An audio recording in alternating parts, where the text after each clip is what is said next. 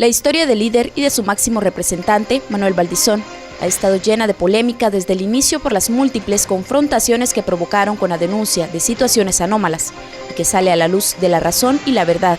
Hoy están saliendo a flote con ayuda de la CICIG y el Ministerio Público. El contrato de Terminal Contenedores Quetzal estaba fraguando desde las tradicionales élites del poder económico de Guatemala, que normalmente maneja al poder político, y el multimillonario financiamiento otorgado a Otto Pérez Molina, un militar retirado que siempre se identificó por su cercanía con Dionisio Gutiérrez, era presidente de la República. Una firma de abogados y una sociedad anónima, Aguilar Castillo Love, daba a la luz la operadora en Guatemala, para un negocio que ya se había concretado desde el tiempo de la UNE en el poder. El nombre de Gustavo Alejos está involucrado. La bancada Libertad Democrática Renovada denunció un supuesto plan para privatizar la portuaria Quetzal. Según los diputados de dicho bloque, un multinacional intenta firmar un contrato de concesión definitivo por 30 años con las actuales autoridades.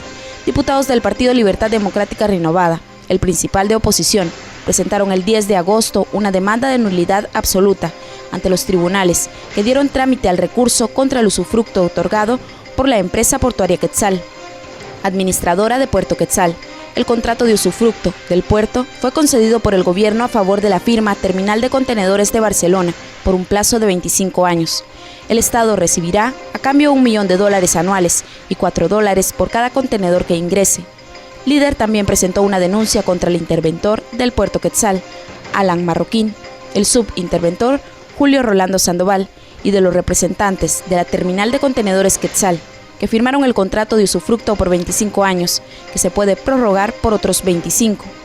El presidente Otto Pérez Molina afirmó que los diputados del líder buscan generar disturbios, por lo que el gobierno no se prestará a eso.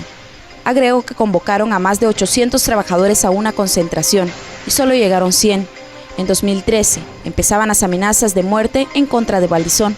El secretario general del Partido Libertad Democrática Renovada responsabilizó al presidente Otto Pérez Molina, a la vicepresidencia Roxana Valdetti y a empresarios que tienen contratos con el Estado de suceder algo a su familia y a los diputados del partido.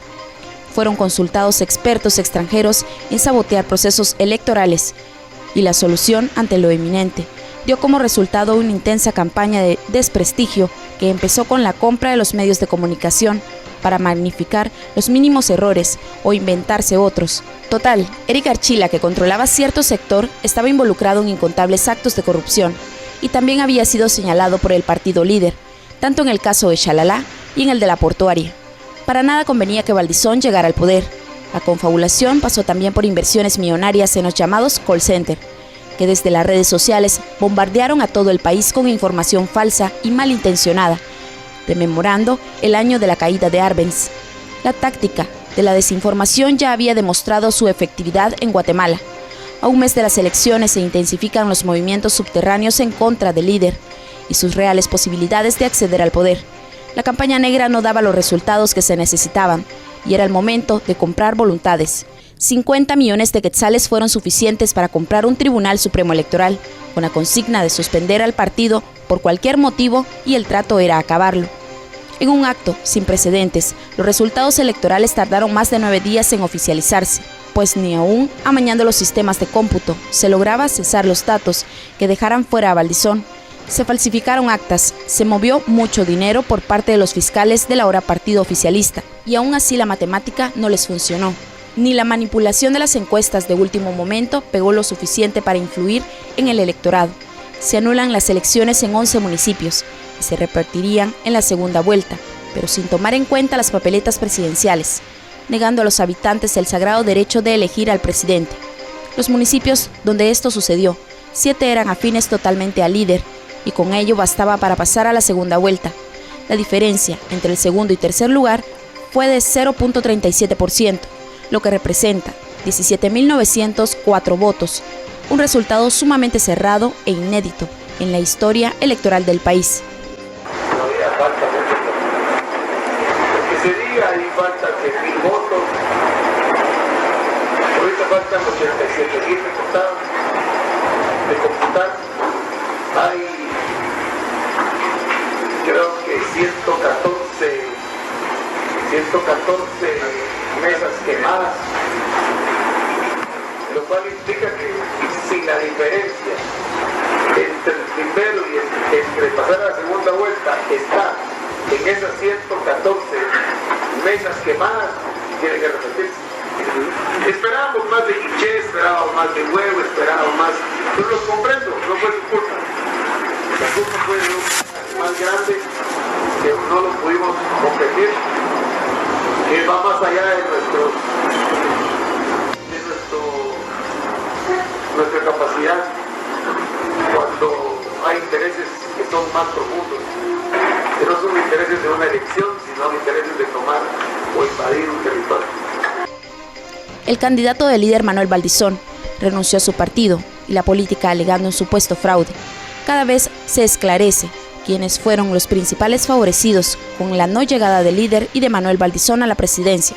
Las 10 poderosas familias que manejan al país a sabor y antojo financiaron 2 campañas, una en contra y una a favor. El resto es historia, pero la guerra sigue declarada, mientras el país sigue sumido en una terrible crisis, ya no solo económica, sino política, ambiental y social. La violencia está incontrolable, los hospitales sin medicina y la corrupción se sigue engordando del Estado, justo en el gobierno que prometía que no robaba. Las 10 familias, emulando a la mafia siliciana, había jurado terminar con Manuel Valdizón, ya sea física, jurídica o comercialmente hablando. En su consigna, no quieren que su nombre se oiga en Guatemala, por el peligro que representa para los intereses. Es el único al que no pudieron ni podrían comprar. Es el único que no podría abrir los mercados nacionales al extranjero. Sería el único con fuerza y logística partidaria para investigar y declarar lesivos tantos contratos, cuasi regalados, que se han otorgado en explotación minera, hidroeléctricas y, por qué no decirlo, el contrato de la vergüenza de terminal de contenedores del Puerto Quetzal. Esto sin tocar lo del Puerto Barrios, que tiene una historia igual de asquerosa, pero que ya involucra a una empresa estadounidense y por tanto son intocables. Las pruebas se presentan y salen a la luz, por lo que se presume que es cuestión de tiempo que la CICIG y el Ministerio Público actúen en contra de aquellos que fueron denunciados por Manuel Valdizón y líder, y que les ha costado más llegar a la presidencia. Les pudo haber costado la vida. La tirria de las 10 familias le tienen a Manuel Valdizón es tal que han jurado no descansar hasta eliminarlo. Iván Velázquez tiene un reto difícil. Galanés no quiso asumir. Tocar a los grandes evasores es casi imposible, mientras estos tengan comprados jueces, magistrados y políticos de ocasión, sin contar los medios de comunicación. De los mencionados, ninguno quiso responder a los cuestionamientos que se les hizo al respecto. También se contactó a la oficina del ex candidato para pedir opiniones y nos respondieron que estaba fuera del país y que no estaba dando declaraciones ni entrevista de momento. Como dato curioso, toda información al respecto que se podía encontrar en los medios sobre las acciones de Roberto Villate y Manuel Valdizón parecieran haber desaparecido misteriosamente de las redes. Se ha borrado todo vestigio de las denuncias y el seguimiento dado a este caso. Para la reflexión.